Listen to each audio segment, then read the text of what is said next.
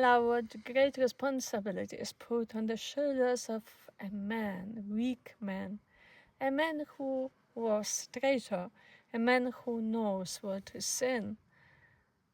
Why? Why such a power in hands of a human being?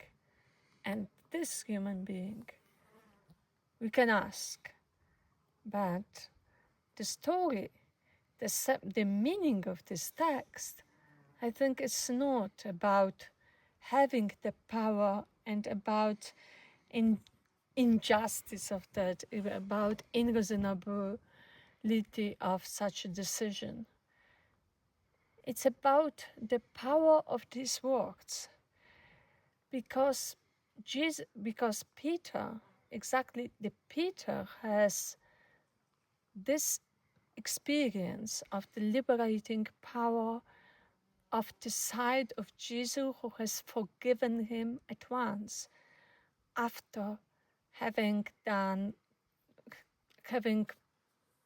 negated the friendship with him, after negating all the story which Peter has with Jesus. So Peter knows what does mean to be forgiven. What does mean that he can give the same thing other people through it's God who is giving, but he can with his words help other people to listen to these words of forgiveness.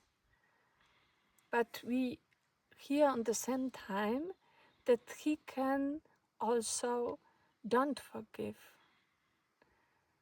And what won't be forgiven here would be forgiven in later. But do you think that Peter would use these words?